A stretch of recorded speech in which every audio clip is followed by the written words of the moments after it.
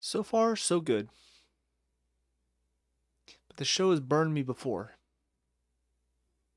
I'm a little nervous it's going to do it again. But at the end of the day, at least I can say, that theme song still slaps. What's up, guys? Mason the Rock Henderson here, and this is Elementary Season 7, Episode 1, The Further Adventures. So I decided to come back to this one to finish it out, see what the last season held. I definitely took a bit of a break from this one. I looked up when the last video was, and it was 4 years ago. That's a crazy amount of time in between two seasons of a show.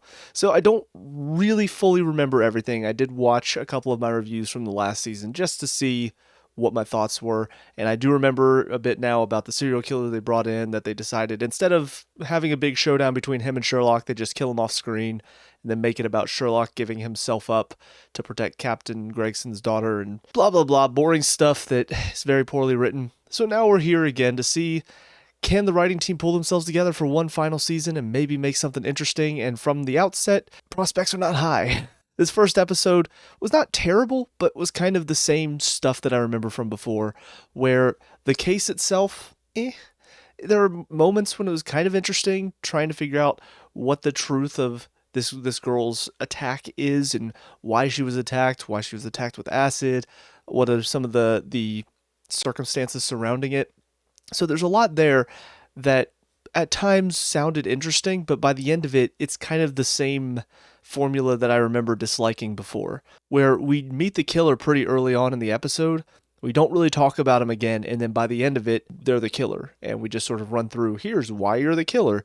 We don't really get to see that train of thought happen. All of a sudden, Sherlock is saying, yeah, she had plastic surgery in this little media blackout, and that's what got her killed. And then we cut to explaining why this guy is the killer and why that plastic surgery is the reason he killed her. It's not that fun. I really prefer whenever we get to go along with the experience, we get to see them getting the clues, we get to see them piecing it together. There were elements of that in this episode. For instance, when they were talking to her mother, I think that was the scene where we figure out this is actually her mom. She gave her away a long time ago. And we see them starting to piece together some stuff, talking about the abusive boyfriend. And so that scene was fine. But then in the next scene, we find out about her media blackout. And then the following scene, Sherlock has all of a sudden talked to the bartender from this one picture that he found that was not a part of the media blackout.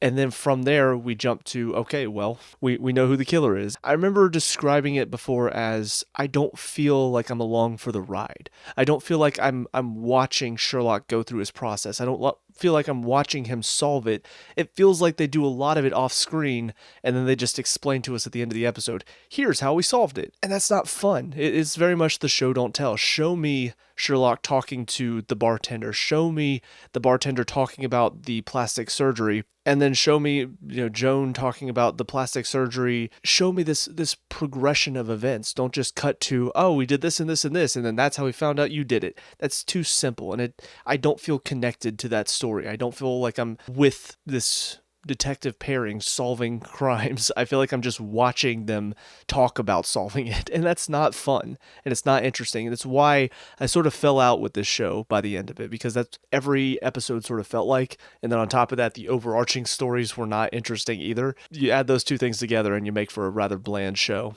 Outside of that, you got a couple of the side stories which were okay. You got Detective Bell's about to leave because he's going to the marshals. He talks to Gregson about knowing what happened with Hannah and all that stuff. And that scene was fine. I thought it was very well acted and well written, in my opinion.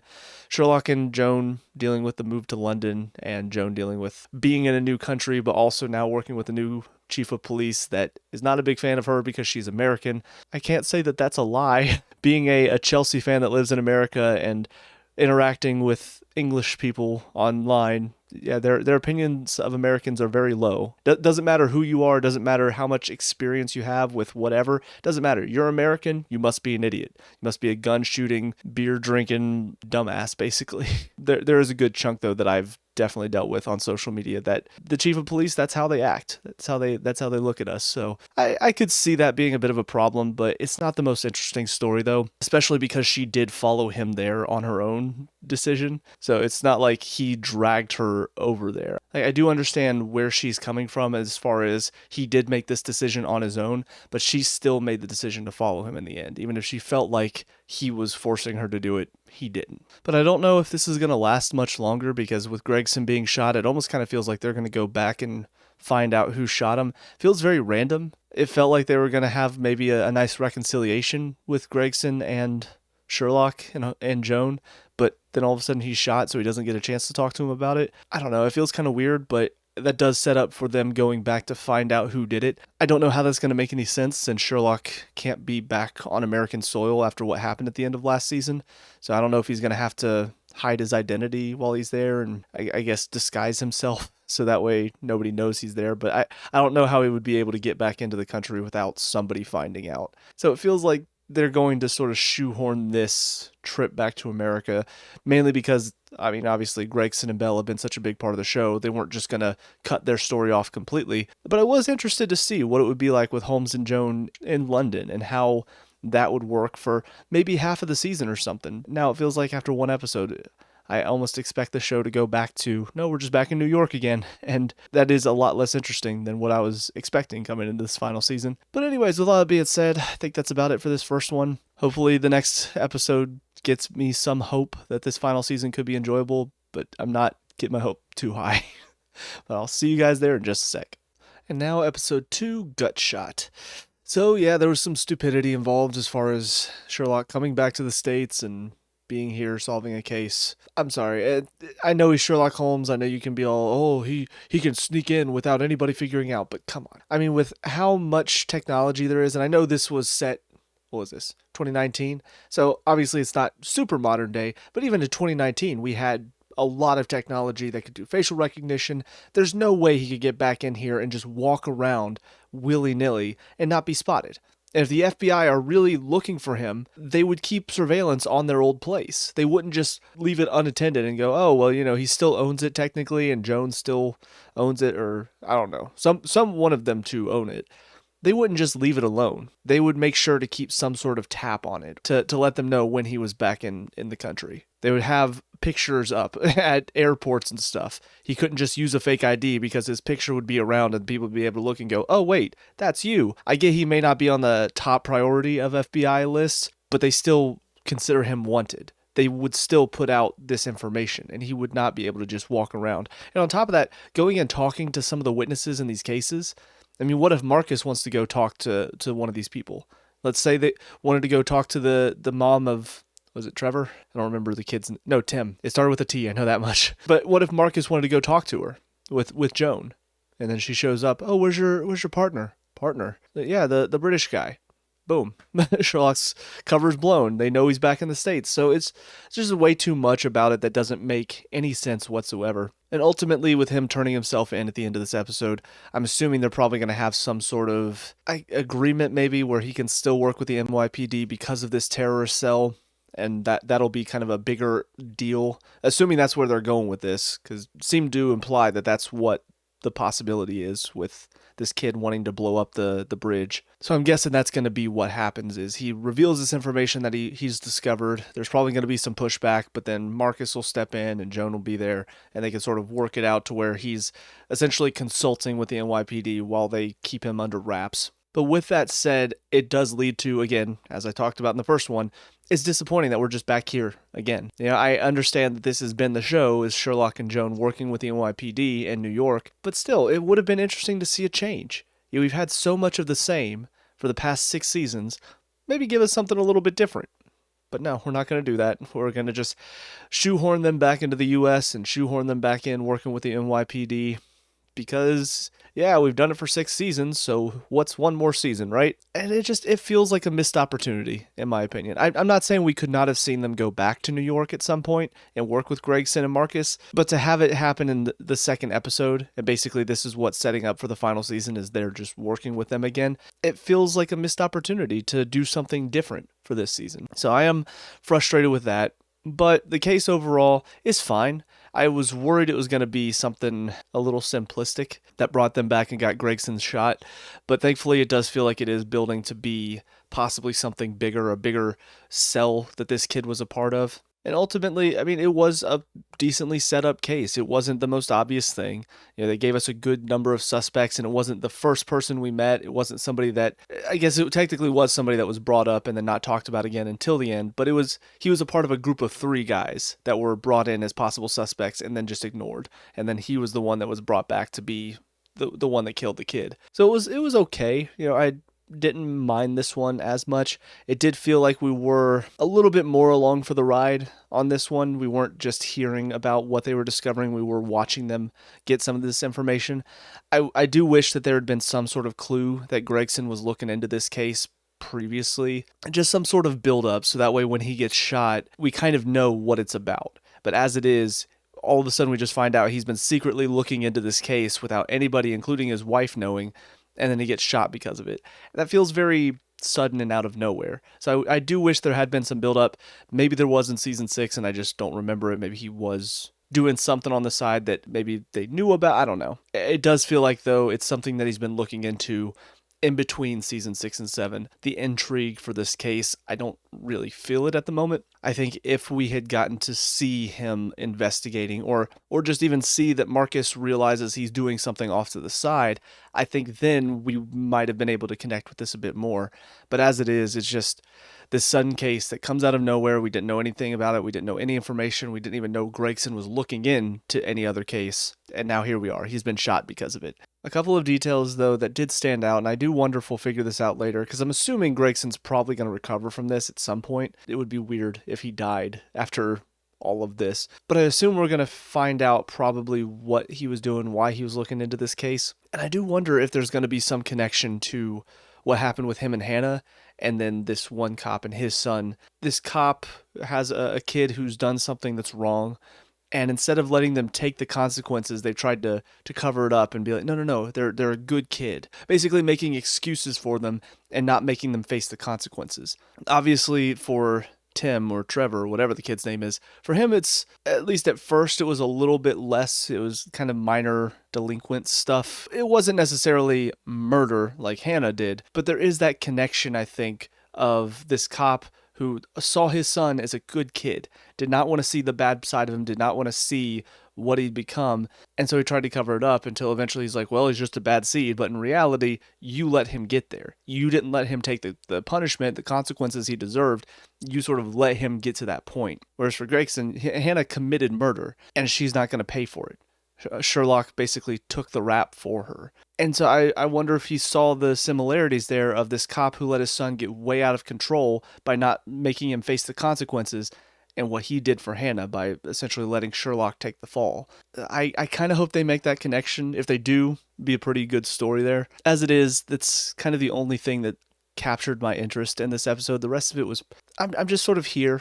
I'm not really connecting with it. I'm sort of watching and seeing what's going to happen, but I don't feel like I'm really invested or interested in what this final season holds. It's more so just a slight curiosity of, how did the show come to an end? What is this final season like?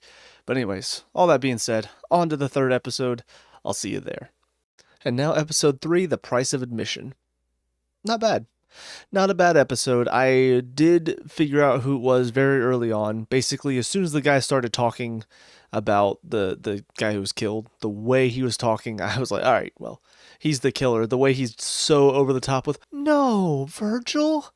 Oh, I can't believe it. That was just ridiculous. I've seen people try to hide their guilt before by going over the top and praising the victim or being super shocked about the victim passing, but my God, this was on a complete another level. And the thing is, he did have, I guess, cover for himself. So it wasn't so much figuring out it was him. It was also trying to prove it was him. It was the other part of the battle, which I did enjoy that part. The way Sherlock gets him to confess at the end was prime Sherlock. I love that. But yeah, figuring out it was him was not the most complicated thing. Again, I called it as soon as he started talking about the victim. But I mean, the setup for this case was fine. Sherlock's dad's connections be the reason he was reached out to about this case. All the different moving pieces as far as the rich people who keep a lot of dangerous stuff here. But of course, you're not really sure what could be the reason why this guy was killed. Because there are so many possibilities, especially when you find out he was blackmailing some of these people. of course, he's setting himself up to be killed by these powerful people. So I like the setup for it. And again, I like the resolution. I like the way Sherlock got the guy to confess. So overall, I thought it was a good episode there. The new chief coming in as well to replace Gregson. I like how they've handled him so far. There's still potential that they could do some annoying stuff with him. But I think the way he reacted here right at the beginning, basically looking at Belle and Joan and going, look, I've got a ton of things to handle. You guys do good business. You guys don't have to keep me updated outside of a very brief explanation of what the case is and what you guys are doing. I don't need all the details. I don't need all the little nitty gritty stuff. And I like that. I like it whenever a chief comes in and he's not too, I guess, trying to interfere with the investigation because he wants things done a certain way and he doesn't like the way that Joan and Sherlock handle things. Based on what I've seen so far, it doesn't seem like he's going to be that way. And in fact, I almost wonder if him being so nonchalant is actually going to cause problems later this season.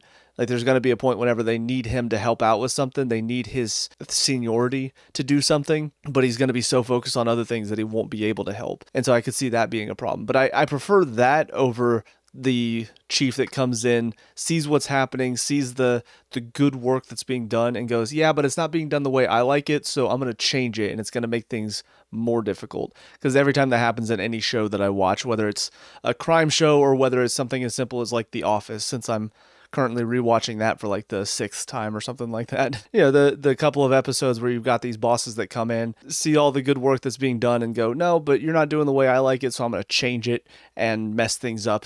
I'm not a big fan of those types of stories. But I think the best part about this episode for me was the stuff with Sherlock getting himself basically exonerated for murdering Michael last season. I kind of like how that was all set up, using the connection to his dad. But then ultimately at the end, his dad does things, or I guess the assistant director that his dad blackmailed, he does things his own way. The guy's not wrong. They couldn't just drop the case and say, all right, well, Sherlock, that was a bad confession and Joan's innocent. They can't just drop it. They do have to have somebody that's responsible for it. Because he's a corrupt assistant director of the FBI, he is likely to do something like this, frame it on a criminal who's already in prison and then have the criminal hang themselves. That could very well happen. So I kind of like the dilemma it puts Sherlock in. You know, he was willing to lean on his dad, to use his dad's connections to get himself out of this predicament and set himself up to where he can now investigate without having the FBI looking after him. It comes with consequences. It comes with the fact that he just got this criminal killed because that's the only way to make sure that he's not being blamed for the murder that was committed last season. I kind of like that setup. I don't know if they're going to do anything interesting with it because, to be fair, this show has definitely brought up interesting ideas and interesting stories before and then absolutely fumbled at the very end whenever they've tried to carry through with how it's going to come to an end. I can't say that I'm not excited to see where that story is going to go right now, but I need to keep that in my mind though. I need to prepare myself in case it doesn't go anywhere, in case it just sort of falls flat. You know, his dad just basically comes in, says some words to him, and then he says some words back, and then they just sort of leave it there. Again, I could see this show doing that. It's fumbled other ideas in the past, but for what it is now, it's a good story. I'm cautiously optimistic to see how it's going to come to an end. But nothing else moved forward as far as the mirrors case in this one.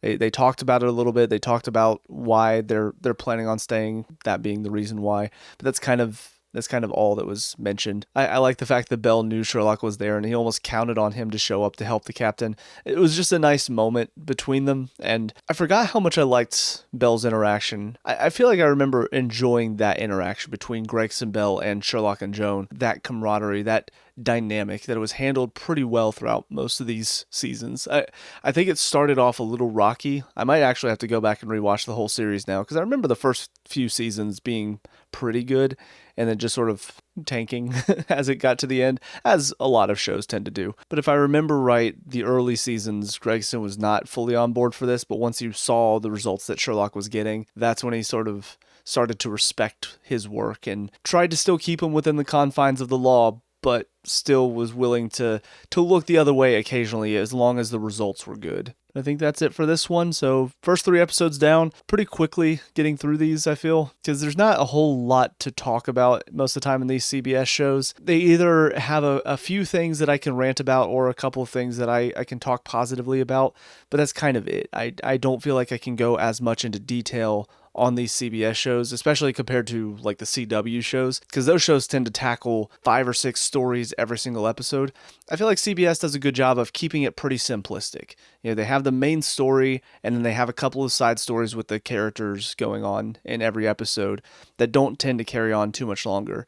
So I feel like it makes it a lot easier to review and discuss rather than CW, where I have to talk about all these different things, and it's a lot to get through. But as I said, I'm cautiously optimistic to see where this final season goes. It's gotten off to a good start, but that's not the first time the show has done this and then disappointed me later. So I'm holding off on getting too excited. We'll see where everything goes from here. But with all that being said, those are my thoughts on these first 3 episodes. So let me know what you guys think down in the comment section below. What were your thoughts on these first 3 episodes? Let me know. We can talk about and discuss all that good stuff. Leave a like and subscribe for future Elementary reviews. Also check out the channel. We have a lot of other reviews on there as well as some Let's Plays. So check those out if you have time. But until next time, I hope you guys have a great day. I will talk to you all later. Peace out.